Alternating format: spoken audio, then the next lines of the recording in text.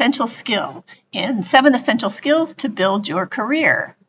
We're going to focus on number 5, boosting communication and interpersonal effectiveness.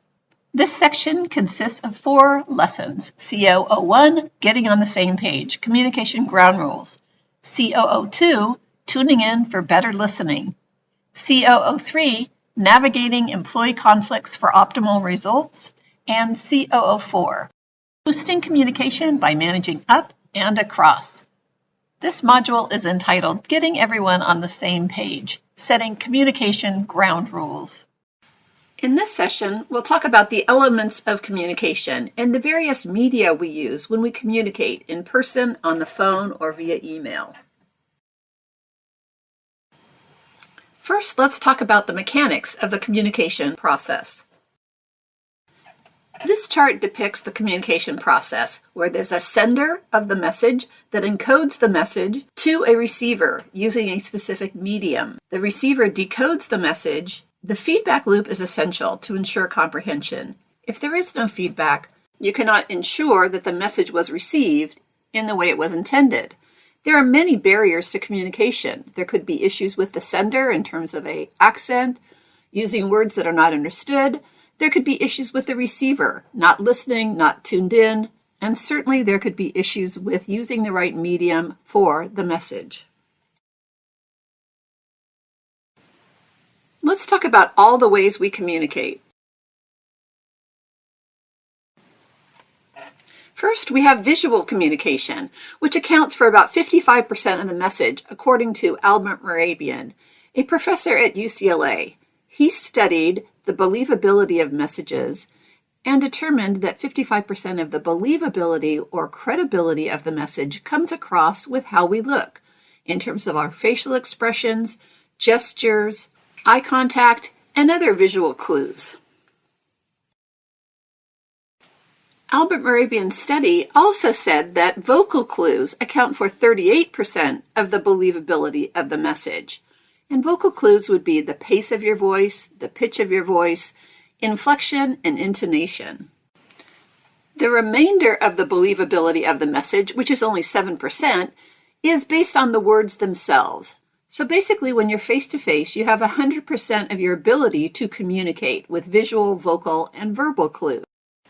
However, once you move to the telephone, you're stripping out your ability to communicate visually because the person cannot see you. So more emphasis is placed on the vocal clues. More importance is also placed on the verbal clues as well. And then when you go to email, you're stripping out visual and vocal clues. So obviously more importance is placed on the words that you use. So based on Mehrabian's research, it's not what you say, but how you say it. And there are some questions about the applicability of Albert Mehrabian's study to all situations. We can all agree it's important to ensure that you're communicating effectively from a visual, vocal, and verbal standpoint. Let's talk about getting your point across and using the right media for your message. Communicating in person allows you 100% of your ability to communicate, vocally, verbally, and visually. So here are a couple of tips to ensure that your communication is as effective as possible. Number 1, watch your body language and also read the body language of the person to whom you're speaking, so you can get a sense of what some of their issues might be. If they raise an eyebrow or look puzzled, that will tell you that your point is unclear. Number 2, speak clearly and articulate the words clearly. Don't say mumble, or speak under your breath. Number 3, avoid rushing. Slow down and make sure that the person is engaged in the conversation. Number 4, keep the conversation focused on one issue. Stick to your main points and ensure that you are directing the conversation in an appropriate way. And number 5, consider your inflection and intonation. Try to maintain a positive tone of voice and end your sentence on an upward inflection. For example, I think we can get it done sounds negative versus I think we can get it done. When communicating on the phone, remember that you're stripping out any visual clues. Although the person that you're talking to may visualize what you look like and certain aspects of your conversation while you're on the phone. However, here are some points that can help you with better phone communications. Number 1, identify yourself and your objective. This is so-and-so. I'm calling specifically about this issue. Number 2, try to put a smile in your voice. It's hard to have a negative tone of voice when you're smiling. Number 3, don't use jargon or anything that might not be readily understood by the person you're talking to. And number 4, keep the messages simple. Number 5, eliminate noises so the person can hear you clearly. And number 6, use the person's name as much as possible. Number 7, focus on the conversation. Don't get sidetracked with working on the computer or doing something else. And then number 8, take notes and summarize the key points at the end of the conversation. When communicating on video calls, it's wise to work with your team to establish some standards. For example, if you're going to be on camera or if you should be on mute. Here are some tips to ensure that video calls are effective ways of communicating with your team or with clients or customers. Number 1, you may want to mute yourself to eliminate background noises. Number 2, show up on screen and off mute, or set your ground rules with the team so everyone knows the expectation. Number 3, look into the camera and also check your lighting to be sure it's not too dark. Number 4, don't be overly casual. Even if you're in your own home, it makes sense to be as professional as possible. Number 5, try to be as engaged as possible by using the raise hand function to break into the conversation, and you can avoid interrupting your peers. And number 6, use the chat box, but remember that your chats might show up in a recording or the minutes of the meeting. So be cautious when you're communicating with other people on the video call. When communicating via email, remember some basic rules to make sure that your communications are direct and concise. First of all, don't over-rely on email when a phone call or a meeting face-to-face might prove to be a better way to communicate. Number 2, use subject lines and the importance effectively. Don't exaggerate the importance if it's really not a high importance item. And use the subject lines that are clear and concise and easily understandable and can show up on quick searches. Number 3, don't send emails to someone who does not need to be involved. For example, a reply all with one word, such as thanks. Number 4, if you need something specifically, state that up front. For example, I need some information from you by 4 o'clock Wednesday. If you hide that in a paragraph towards the end, no one is going to be responding to that request. Number 5, keep messages clear and brief. The shorter, the better. Number 6, be polite and courteous and check the tone of your email. Don't forget about saying things like, hope your day is going well, or I hope you had a nice weekend. That goes a long way to developing your relationship to people that you're communicating with. Number 6, use bullets, and numbered lists are even better.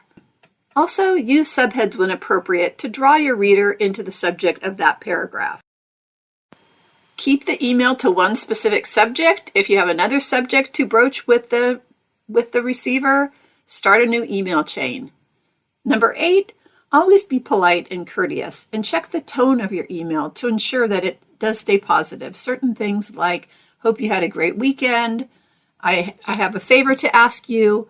Little things can go a long way in developing your relationship with the other person. Number 9, don't use emoticons and don't use all caps. And number 10, always proofread your message before sending. Communicating via text can be a very quick way to get your point across or ask a quick question. But number 1, only text the person if you know them pretty well and they're going to understand where you're coming from and what you're talking about. Number 2, don't overuse emoticons. A winking face might convey some emotion, however, sometimes some of the emoticons are misconstrued.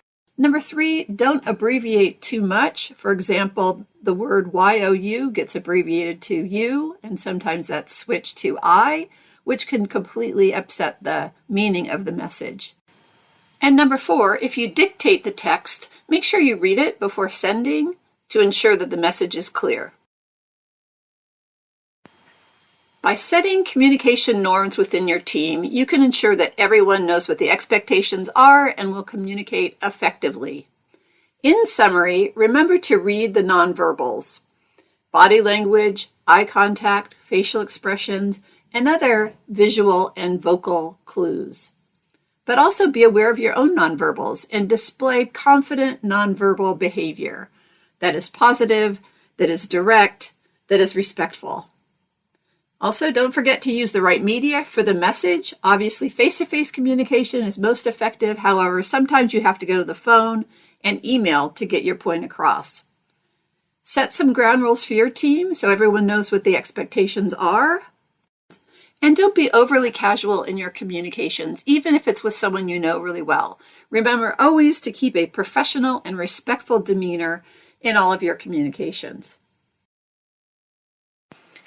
Thank you for your attention. This has been a presentation of I2I Workplace Communication Ground Rules.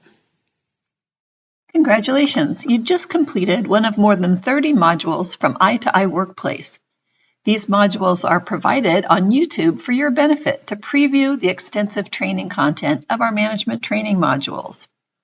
After 4 modules, you can take a multiple-choice online 10-question test based on the content of 4 of the videos on YouTube. There are tests available for team leadership, interviewing and hiring, talent management, performance management, communication, efficiency, and customer service. You'll earn a certificate of completion. For only $9.99, you can document your management success. Go to i2iworkplace.com/store, pay $9.99 for each module, and you'll get a link to the certification test. For more high-impact, low-cost training, follow I2I Workplace on LinkedIn and YouTube. Or visit our website at www.i2iworkplace.com. Thank you.